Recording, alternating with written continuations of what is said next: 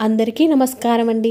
ఈరోజు మన వీడియోలో వసంత పంచమి రోజున పూజ ఏ విధంగా చేసుకోవాలి, ఏం నైవేద్యం పెట్టాలి, అమ్మవారికి ఏ విధంగా పూజ చేసుకోవాలి, వాటన్నిటిని గురించి కూడా ఈ వీడియోలో మనం క్లియర్గా అయితే తెలుసుకుందాము. చదువుల తల్లి సరస్వతీదేవిని ఈరోజు భక్తితో పూజిస్తే మనకి ఎంతో మేలు జరుగుతుంది. అంతేకాకుండా సరస్వతీదేవిని ఇలా పూజిస్తే అమ్మవారిని ప్రసన్నం చేసుకోవచ్చు. ఈ రోజున జ్ఞానానికి దేవత అయిన సరస్వతీదేవిని పూజిస్తారు. వసంత పంచమి రోజున చదువుల తల్లి సరస్వతీదేవిని భక్తి శ్రద్ధలతో పూజించినట్లయితే మనకి ఉద్యోగం రాకపోయినా, అలాగే సరిగ్గా చదవకపోయినా ఈరోజు పూజించినట్లయితే మనకి తప్పకుండా కూడా జ్ఞానం కలుగుతుంది. అలాగే సరస్వతి అంటే అర్థం తనను తాను తెలుసుకునే శక్తి. ఈరోజు ప్రత్యేకంగా అమ్మవారి దగ్గర అక్షరాభ్యాసం చేయిస్తే పిల్లలు జ్ఞానరాశులు అవుతారు. సరస్వతి ఆరాధన వల్ల వాక్శుద్ధి కలుగుతుంది. అమ్మ కరుణతో సద్బుద్ధిని పొందుతారు. శరన్నవరాత్రుల్లో మూలా నక్షత్రం రోజున సరస్వతి రూపంలో ఉన్న దుర్గాదేవిని ఆరాధించినప్పటికీ ఈ మాఘమాసంలో పంచమి తిథి నాడు అమ్మవారిని విశేషంగా పూజించడం వలన మనము విశేషమైన ఫలితాలనైతే పొందగలుగుతాము. యాదేవి సర్వభూతేషు విద్యారూపేణ సంస్థిత సకల విద్యా స్వరూపిణి అయిన సరస్వతీదేవిని ఈ రోజున పూజించడం చాలా మంచిది. సరస్వతీదేవి అహింసామూర్తి కనుకనే ఈ తల్లి చేతిలో ఎటువంటి ఆయుధాలు ఉండవు. తెల్లని పద్మములో కూర్చొని వీణ, పుస్తకం, జపమాల, అభయముద్రలను ధరించి అమ్మవారు మనకి దర్శనమైతే ఇస్తుంది. మరి పూజా విధానం వివరంగా తెలుసుకుందాము.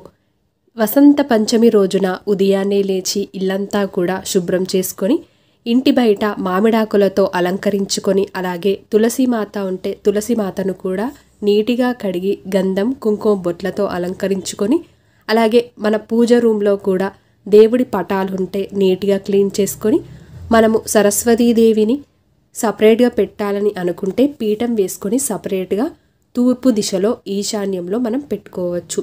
మన ఇంట్లో సరస్వతీదేవి పటం ఉన్నట్లయితే సరస్వతీదేవి పటాన్ని పెట్టుకోవచ్చు.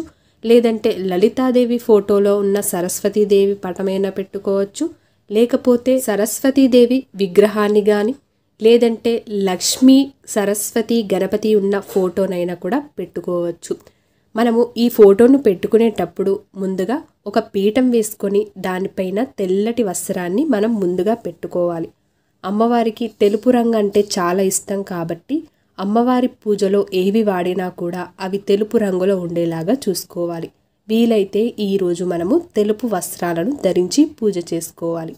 ఇలా అమ్మవారి ఫోటో పెట్టుకున్న తర్వాత అమ్మవారి ఫోటోను నీటిగా తుడుచుకొని గంధం, కుంకుమ బొట్లతో అలంకరించుకొని, అలాగే మామిడాకులుంటే మామిడాకులతో, అరటి ఆకులు లేదంటే చెరుకు గడలతో అయినా కూడా అమ్మవారిని అలంకరించుకోవచ్చు. అమ్మవారికి ఇష్టమైన తెలుపు రంగు ఉన్న పువ్వులతో అమ్మవారిని అయితే మనం పూజించుకోవాలి. అలాగే దీపపు కుందులను రెండింటిని పెట్టుకోవాలి. ఆ తర్వాత మనం ఏం పూజ చేస్తున్నా వినాయకుడికి పూజ చేస్తాం కాబట్టి వినాయకుడి కోసం ఒక తమలపాకును, మీ దగ్గర సరస్వతీ దేవి విగ్రహం ఉన్నట్లయితే విగ్రహం అయినా కూడా పెట్టుకోవచ్చు. ఒకవేళ వినాయకుడి విగ్రహం లేనట్లయితే పసుపు గణపతినైనా కూడా చేసుకోవచ్చు.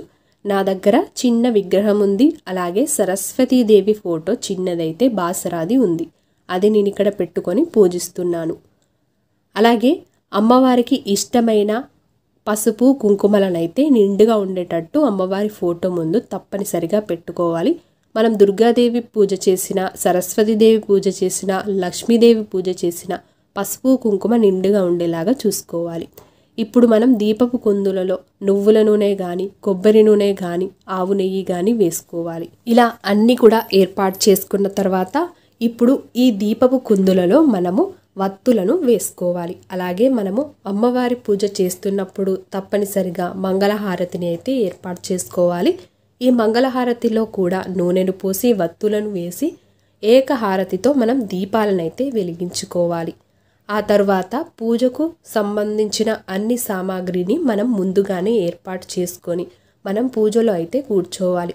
ఇప్పుడు మనం దీపాన్ని వెలిగించిన తర్వాత దీపపు కుందులకు బొట్టు పెట్టడం మాత్రం అస్సలు మర్చిపోకూడదు. గంధం, కుంకుమ బొట్లనైతే దీపానికి మనం పెట్టుకోవాలి. అలాగే సరస్వతీదేవి విద్యాస్వరూపిణి మన దగ్గర ఉన్న కొత్త పుస్తకాలు, పెన్నులు, అలాగే మనకు ఏ ఏ కళలలో మనకు ఇంట్రెస్ట్ ఉందో వాటిని కూడా మనము ఈ సరస్వతీదేవి పూజలో అయితే పెట్టుకోవాలి. అలాగే కొత్త పుస్తకాలలో అయితే మనం ఓం కానీ స్వస్తిక్ కానీ గంధంతో రాసి మధ్యలో కుంకుమ బుట్ట అయితే పెట్టుకోవాలి. ఇలా మన దగ్గరున్న కొత్త పుస్తకాలు కానీ డైరీస్ కానీ రాసేటివి పెన్నులు అలాంటివన్నీ కూడా అమ్మవారి పూజలో పెట్టి దానిపైన మనము గంధం పసుపు కుంకుమ అక్షంతలనైతే చల్లాలి. ఆ తర్వాత మనము కలశ చెంబును ఏర్పాటు చేసుకోవాలి. ఈ కలశంలో నిండా నీళ్లను తీసుకొని అందులో పసుపు కుంకుమ గంధం అక్షంతలు ఒక పువ్వు ఒక తమలపాకు లేదంటే మామిడాకైనా కూడా వాడుకోవచ్చు. ఈ కలశపు చెంబుకి మనము గంధం కుంకుమ బొట్లు పెట్టుకోవాలి. ఆ తర్వాత అమ్మవారికి పెట్టవలసిన నైవేద్యాలను కూడా ముందుగానే ఏర్పాటు చేసుకోవాలి. తీయటి అప్పాలు పండ్లు అమ్మవారికి ఇష్టమైన క్షీరన్నం పాలు ఏవి పెట్టినా పెట్టకపోయినా ఈ వసంత పంచమి రోజున మనము క్షీరన్నం తప్పనిసరిగా అమ్మవారికి అయితే సమర్పించాలి. ఇలా మనము పూజకు సంబంధించిన అన్ని వస్తువులను కూడా పూజలో పెట్టుకొని మనము పూజ స్టార్ట్ చేసుకోవాలి. ముందుగా ఆచమనీయం అయితే చేసుకోవాలి. ఆచమనీయం కోసం ఒక ప్లేట్ని పక్కన పెట్టుకోవాలి. అలాగే మనం ఆచమనీయం చేయడానికి ఒక గ్లాస్లో నిండా నీళ్లను తీసుకొని అందులో ఒక తమలపాకును వేసి మనం ఆచమనీయం చేయడానికి రెడీగా పెట్టుకోవాలి. ఇప్పుడు 3 సార్లు చేతిలోకి నీళ్లను తీసుకొని తాగాలి. ఆచమనీయ మంత్రాలను చదువుకుంటూ ఇదంతా కూడా మనం చేసుకోవాలి. తర్వాత కొన్ని అక్షంతలను చేతిలోకి తీసుకొని ఆచమనీయ మంత్రాలను చదువుకుంటూ ఆ నీళ్ళనైతే మనం వదిలేయాలి. ఇలా వదిలేసిన తర్వాత చేతును మాత్రం ఎప్పుడు కూడా దులపకూడదు. అలాగే తడి చేతితో కూడా మనం పూజను ఎప్పుడు చేయకూడదు. చేతిని చక్కగా తుడుచుకొని ఆ తర్వాత కొన్ని అక్షంతలను తీసుకొని భూశుద్ధి మంత్రాన్ని చెప్పుకొని ఆ అక్షంతలను మనం ఎడమ సైడ్కి అయితే వేసుకోవాలి. తర్వాత మనము ప్రాణాయామ మంత్రం కూడా చదువుకోవాలి. మళ్ళీ కొన్ని అక్షంతలను చేతిలోకి తీసుకొని ఈసారి మనం సంకల్పం చెప్పుకోవాలి.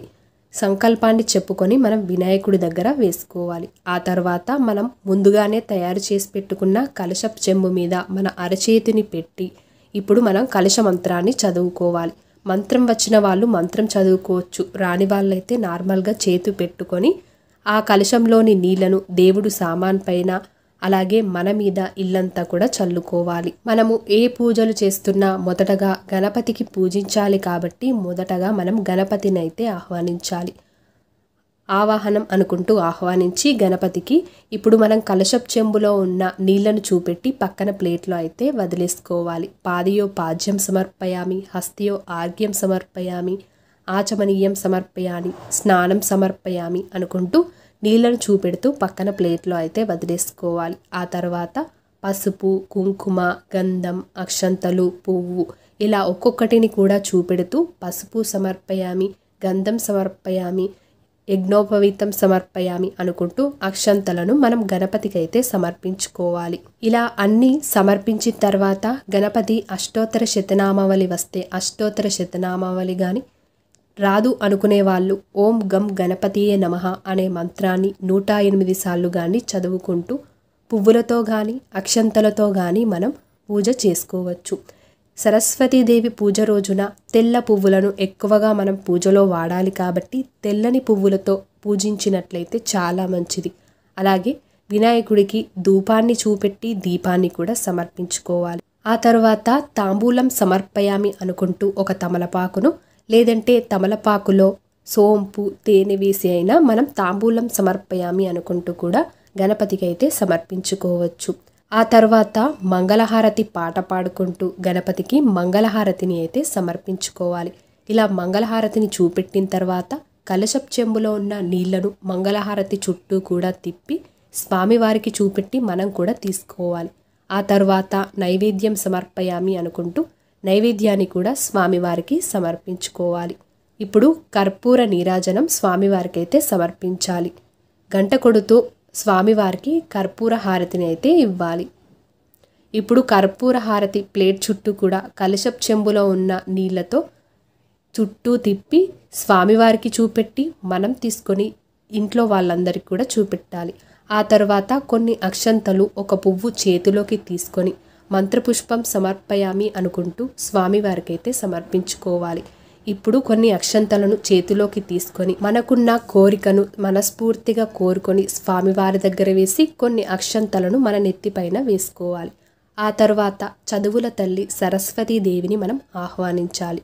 కొన్ని అక్షంతలను అమ్మవారి దగ్గర వేసి ఆవాహయామి అంటూ ఆహ్వానించాలి. ఆ తర్వాత సింహాసనం సమర్పయామి అనుకుంటూ అమ్మవారిని ఆవాహనం చేసి కూర్చోమనాలి. ఇప్పుడు అమ్మవారికి కూడా కలశపు చెంబులో ఉన్న నీళ్లతో చూపెట్టి పక్కన ప్లేట్లో అయితే వదిలేసుకోవాలి. పాదయో పాద్యం సమర్పయామి, హస్తయో ఆర్ఘ్యం సమర్పయామి, ముఖే ఆచమనీయం సమర్పయామి, స్నానం సమర్పయామి అనుకుంటూ ఒకదాని తర్వాత ఒకటి చేస్తూ అమ్మవారికి మనం తమలపాకుతో నీళ్లను చూపెట్టి పక్కన ప్లేట్లో అయితే వదిలేసుకోవాలి. ఆ తర్వాత అక్షతం సమర్పయామి, కుంకుమ సమర్పయామి, పసుపు సమర్పయామి, గంధం సమర్పయామి, యజ్ఞోపవీతార్థం అక్షతం సమర్పయామి, పుష్పాలను కూడా సమర్పించుకోవాలి. ఇప్పుడు సరస్వతీదేవి అష్టోత్తర శతనామావళి వచ్చినట్లయితే అష్టోత్తర శతనామావళిని చదువుకుంటూ మనం ఒక్కొక్క తెల్లని పువ్వు అమ్మవారి దగ్గర వేసుకోవాలి. ఒకవేళ తెల్లని పువ్వులు లేనట్లయితే తెల్లని అక్షంతలతో అయినా మనం అమ్మవారిని పూజించవచ్చు. సరస్వతీదేవికి సంబంధించిన మంత్రాలు మనకి బుక్స్లో అయితే చాలా వరకు దొరుకుతూ ఉంటాయి. మనము ఆ మంత్రాలను చదువుకుంటూ కూడా మనం ఈ తెల్లని పువ్వులనైతే సమర్పించవచ్చు. ఆ తర్వాత అమ్మవారికి తాంబూలం సమర్పయామి అనుకుంటూ ఒక తమలపాకునైతే సమర్పించాలి. ఈ తాంబూలంలో అమ్మవారికి 2 జాకెట్ ముక్కలు, కుడక, పోక ఖర్జూర పెట్టి కూడా అమ్మవారికి సమర్పించవచ్చు.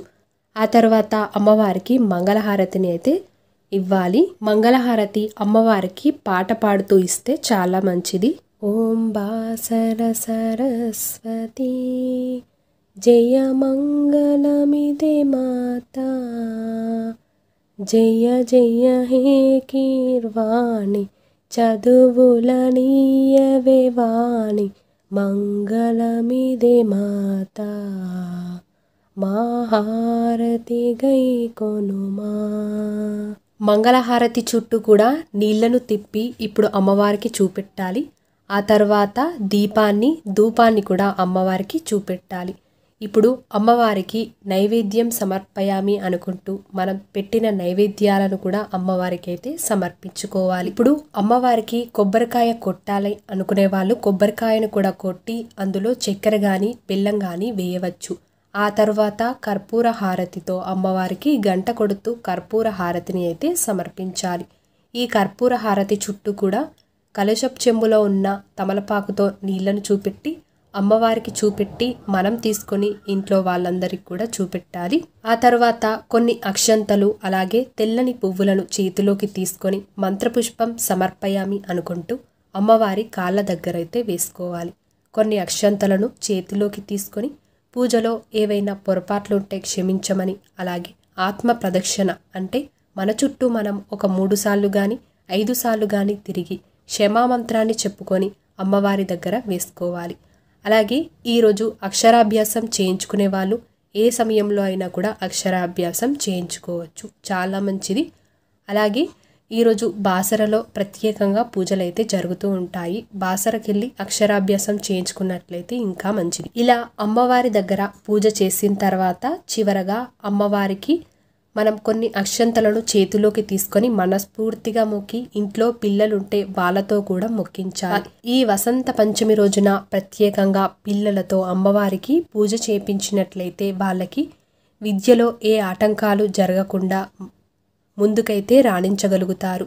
అలాగే ఒకవేళ వాళ్ళు లేనట్లయితే వాళ్ళ పేరున ఇంట్లో ఉన్న తల్లిదండ్రులైనా కూడా పూజ చేయవచ్చు. అలాగే ఉదయం ఈ విధంగా పూజ చేసిన తర్వాత మధ్యాహ్నం 1 పూట భోజనం చేయాలి. అలాగే ఈరోజు గురువారం కాబట్టి ఉదయం పూజ చేసుకున్న తర్వాత ఫోటోని కదిలించే వాళ్ళు కదిలించుకోవచ్చు. లేదు ఒకరోజు ఉంచుతాం అనేవాళ్ళు ఈ గురువారం రోజంతా కూడా ఉండవచ్చు. కానీ నెక్స్ట్ డే మనకి శుక్రవారం వస్తుంది కాబట్టి శుక్రవారం ఎలాంటి అమ్మవారి ఫోటోలను అయితే కదిలించకూడదు. 2 రోజులు కూడా పూజ చేస్తాము అనుకునే వాళ్ళైతే శనివారం ఉదయాన్నే కదిలించుకోవచ్చు. శనివారం ఉదయాన్నే లేచి దీపారాధన చేసుకొని అమ్మవారికి నైవేద్యాన్ని సమర్పించి అప్పుడు ఫోటోనైతే కదిలించుకోవచ్చు. ఈరోజు వీలైతే బ్రహ్మచర్యాన్ని పాటించాలి. ఒకటే పూట భోజనం అయితే చేయాలి. అలాగే మనం ఫోటోని కదిలించిన తర్వాత వాడిన పువ్వులను ఆకులను పారే నీటిలో కానీ లేదంటే ఎవరు తొక్కని ప్రదేశంలో కానీ వేయవచ్చు. మరి ఈ వీడియో కనుక మీకు నచ్చినట్లయితే తప్పకుండా మీ యొక్క లైక్తో నాకు సపోర్ట్ని తెలియజేసి మరిన్ని వీడియోస్ కోసం మన ఛానల్ని వెంటనే సబ్స్క్రైబ్ కూడా చేసుకోండి. ధన్యవాదములు.